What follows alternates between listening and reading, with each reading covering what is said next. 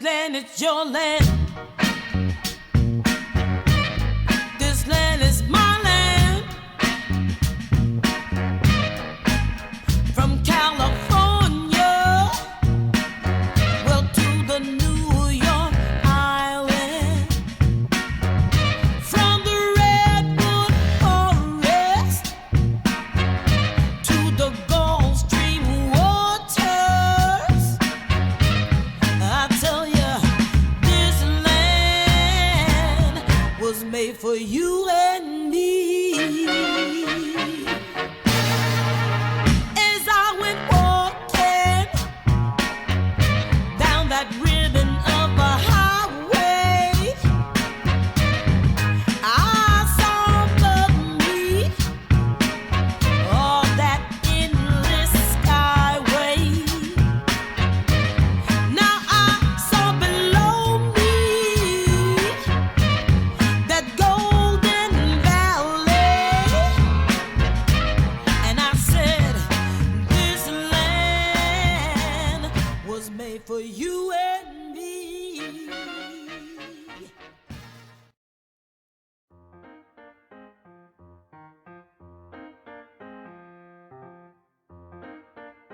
I've always found neurosurgeon interesting, and she was a neurosurgeon. She was taught a lot about hard work and learning when she was younger, and she graduated high school with honors, and she graduated the University of Michigan with a major in zoology. Went to a summer program that talked about genetics, and so she fell in love with medicine and that type of stuff. An internist at first, but then she found out about neurosurgery, and she got interested in that. So after getting her medical degree, she tried to get an internship, and which took her a while, as she was getting discouraged by advisors and nobody really wanted her. And then after getting an internship, she went and trained as a resident at the U of M. Hard work can get you a lot of places, and to keep pushing forward no matter how much you're getting discouraged or how much people are telling you not to, just to keep going with what you want to do.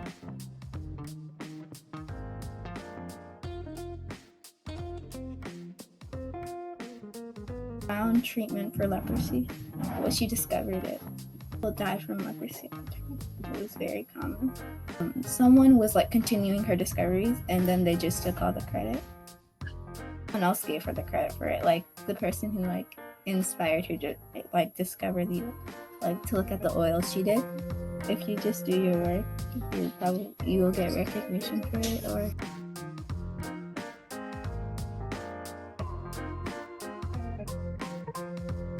I chose Mary Seacole because there's not a lot of, in science, we don't really talk about the colored people. We talk about more of not. That's why I chose her. Don't really know much about her early life, but her dad was a soldier and her mom was a doctoress. And since she was younger, she loved to help people, and she liked medicine. Probably making medicine and stuff better, more advanced than it was back then. that's awesome. I learned that you should not be afraid to help anyone, even if it's something might happen to you.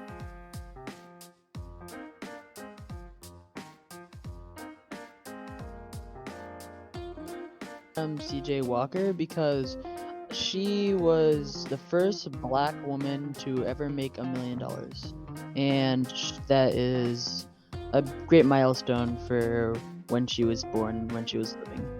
Life was that she was born basically on a cotton plantation on December 23rd, 1867, and her parents were recently enslaved and freed, and then her mom died, and then she moved to Vicksburg, Mississippi, and she was most likely doing housekeeping. And she escaped. Then she escaped a working environment and then became a washerwoman. She actually did not, but she attended night school. Contribution to science was making the hair grower for that she eventually sold, because it has to do kind of with chemistry, because she had to figure out the right things to mix to actually make it grow hair, and then she had to study what makes to grow hair. Yeah. What I learned is you don't need a lot of things to become the best. You don't need, like, for example, the best things. For example, in her case, she didn't need college to become a multi-millionaire. She just needed what just came out of the top of her head. Then that's why I think it is you don't need the best things or best tools to become the best at something that you're pursuing.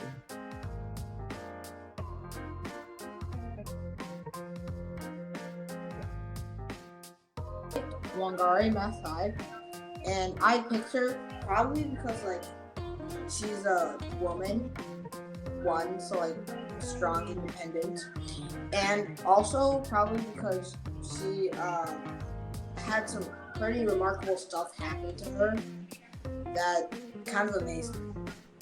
She was born in 1941, and it was kind of tough for her. Not really, because she went to school in different places. She had to move a lot. She went to Ihiti primary school, and then she left and went to another school. And she just kept switching schools because she was progressive. She went to 4 universities, and she was going to go to a university to be a research assistant, but they declined her exception because someone else came. And she was kind of upset because she thought it was her sexuality. But one of her friends got another job in another university, and she majored in biology. Contribution was probably starting the Green Belt movement, which was to protect the trees and one trees to the environment all around. And it was part of the NCWK, which was the National Council of Women in Kenya, but it was later shut down by the government. And it wasn't shut down, but the Green Belt movement was taken out of the NCWK. And she helped millions with it. A lesson that I have learned from her personally is that you can do anything once you put your mind to it. Like, she broke barriers of anything. She was the first Black woman to win the Nobel Prize, and she was one of only 52 women to this day to win the prize. That is amazing to me, and I think that has impressed me a lot. And to learn from her, one, always be proud of yourself, and yeah, that's for me.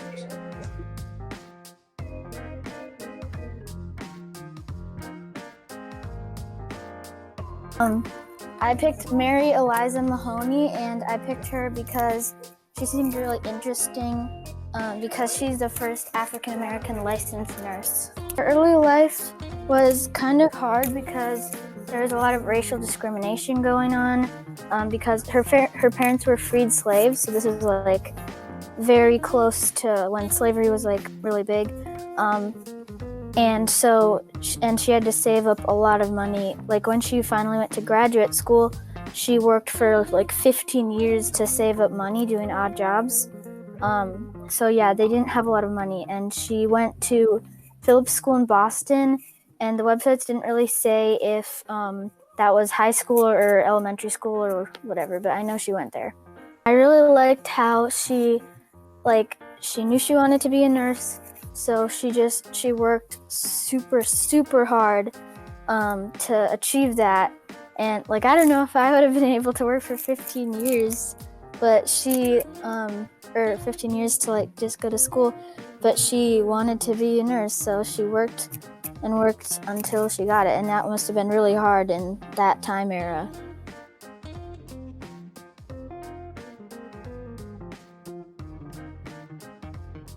I chose Mamie Phipps Clark, and I chose her because I feel like her story was inspirational, and she had a lot of like major accomplishments. So she graduated Langston High School and started college as a physics and math major, but later her husband convinced her to like change her major to psychology. For her major, she ended up graduating with psychology as a major, and then she became a psychologist and civil rights activist. She was important in like the civil rights movement, and then she also influenced many children. That she was the first African American to achieve her doctoral degree in psychology from Columbia University. So I would say like it shows that you can like do anything that you put your mind to, and yeah.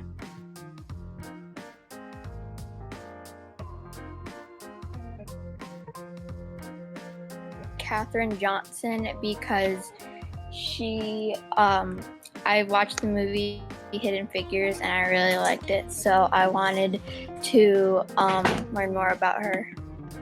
She lived with her mom and her dad, and she was the youngest of 4 children, and she had a good education because her dad believed it was good for everyone in her family to have education. And yeah, so she had 2 brothers and a sister. She went to college when she was young because she was really good at math, and so she took like every course that was like available. And she graduated college when she was 18, and she was a high school freshman when she was 10. So she started like everything really early on in her life with math because she was really good at that. After college, she got a job at NASA. She worked with NASA and helped get John Glenn to the moon. And she was in the mathematics area. And she also, after college, she was also a school teacher because she felt like kids needed to learn, because with her experience in schooling, she wanted to make sure that other kids had a good experience in schooling. So she also did that after college. Never gave up on herself, even though it was really hard. She was a mom on her own because her husband died. And so she had to work on her own, and it was kind of hard because she was African American and no one liked her, but she was really bold about everything, and she helped people learn that it doesn't matter your color, you can still make a difference.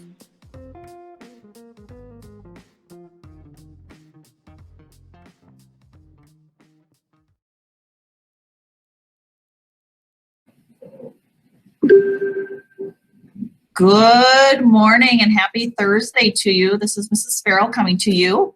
I get to do torch ticket winners for the month of February. I hope you enjoyed the first part of today's assembly, learning about scientists, African American, Black scientists in history, and the contributions that they have made to really open up what it means to be an American today. I really appreciated hearing from the 7th grade students, and thanks to Ms. Hoffman for putting all of that together. All right, torch ticket winners. I'm going to review why and how we earn, ooh, blurry. That's not good. These are our torch ticket certificates. How do we earn and why do we earn torch tickets? I want to review this, and we're going to push this again as we see you on campus here March 15th for those of you returning on site and also for those in distance learning.